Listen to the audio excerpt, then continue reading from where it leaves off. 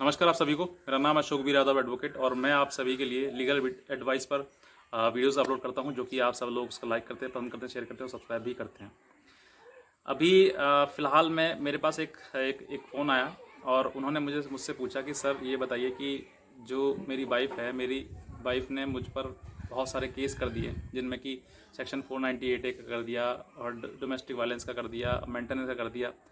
ऐसे बहुत सारे मेरे पास केस कर दिए हैं और अब वो चाहती है कि मतलब कॉम्प्रोमाइज़ हो जाए, किसी तरीके से फैसला हो जाए। वो भी चाहती है और मैं भी चाहता हूँ, क्योंकि मेरा भी जीवन अकेला है, बेकार है। तो मैं भी चाहता हूँ कि मेरे पास भी मतलब वाइफ हो, और आज वो भी चाहती है। तो हालांकि वो भी कहती है, मैं भी कहता हूँ, पता नहीं मन में क्या है, किसे क्या है। तो मैंने उनसे बहुत सारे सवाल पूछे और पूछने के बाद उन्होंने बताया कि सर इतने केस हो चुके हैं। उसने मेरे पे केस किया, मेरे परिवार को पूरे को जेल हो जाने की उसने कोशिश करी और बहुत सारे मतलब हमने बेल वगैरह कराई है, तो बहुत सारा परेशानी हमको पड़ी। और उस परेशानी का कारण जो है वो मेरी पत्नी ही है, वाइफ है मेरी। और अब जीवन जो है वो समझ नहीं आ रहा कि क्या करूँ क्या नहीं करूँ, क्योंकि बहुत सारी चीज़ें हो गई हैं हम दोनों के बीच में। और अब आगे जीवन सही चल सकता है नहीं चल सकता, ऐसा उन्होंने सवाल हमसे पूछा। तो मैं उनको जवाब देना चाहूँगा कि देखिए, अब डिपेंड आपके ऊपर करता है, आपका अपना निर्णय है। हालांकि आपके दोनों के बीच में क्या डिस्प्यूट रहा, क्या नहीं, छोटी बात बड़ी हो गई या फिर बड़ी बात और ज़्यादा बड़ी हो गई, वो बात आप जानें। लेकिन यहाँ तक इस स्थिति में आप आ गए हैं कि आपके एक दूसरे के ऊपर केस हो गए हैं, और एक नहीं, दो दो तीन तीन केस हो गए हैं। और ये जो केसेस हैं, उन्होंने बताया कि सर झूठे ही हैं सारे, क्योंकि हम इतने सक्षम हैं कि हम किसी प्रकार से दहेज का मांग की मतलब ही नहीं है। लेकिन उसने फिर भी सब झूठे मुकदमे हम पे लगाए।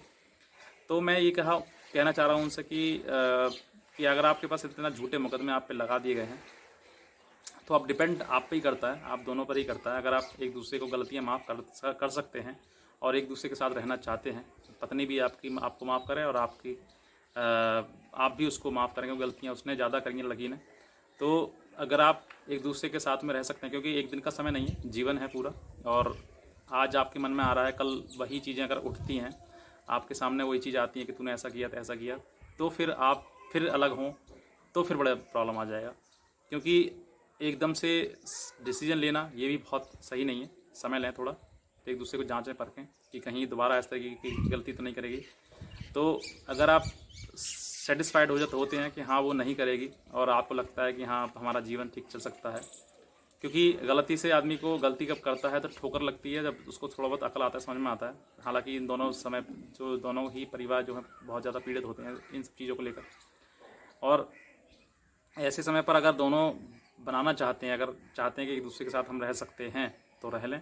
और अगर नहीं लगता, आपको लगता है कि नहीं अब तो बहुत ज़्यादा बिगड़ गई ये बात, तो फिर एक दूसरे के साथ ना रहें, तभी ठीक है। क्योंकि आप अपना जो समय है, जो कीमती समय है, आपने बहुत समय निकाल दिया है।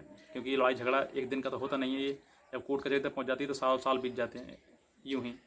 तो ज़्यादा समय हो चुका है, और अगर आप भी दोनों चाहते हैं किसी प्रकार से एक साथ रहना, तो रह सकते हैं, लेकिन उन सब बातों को माफ़ करके जो आपने एक दूसरे के साथ करी हैं।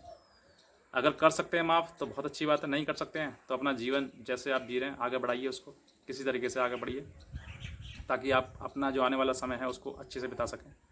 तो बस मैं इतना ही कहना चाहूँगा। और अब अगर आपसे गलती हुई है दोनों से, तो एक दूसरे को माफ़ करके आप एक साथ रह सकते हैं। और अगर नहीं माफ़ कर सकते हैं किसी प्रकार से भी, तो फिर आपको साथ में रहने की कोई मतलब नहीं है। जो केस है लड़ रहे हैं, लड़ते रहिए, चला रहे हैं चलाते रहिए। और समय आने पर हर चीज़ बदल जाती है, ठीक है। तो अगर आप बदल सकते हैं तो बदलिए, दोनों बदलना चाहें तो दोनों एक दूसरे के साथ में रहना चाहें तो रह सकते हैं। क्योंकि कानून में भी प्रोविज़न है कि कॉम्प्रोमाइज़ के आधार पर आप दोनों एक दूसरे के साथ में रह सकते हैं। और अगर आप नहीं रहना चाहते हैं तो नहीं रह सकते हैं। बट डिपेंड्स ऑन यू कि आप उन सब चीज़ों को भूल सकते हैं या नहीं। क्योंकि गलत किया है, अगर आप दोबारा उन चीज़ों को उखेड़ेंगे, उन चीज़ों को दोबारा से याद करेंगे और एक दूसरे के ऊपर ताना देंगे, तो फिर चीज़ें नहीं बन पाएंगी और समय निकल जाएगा ज़्यादा।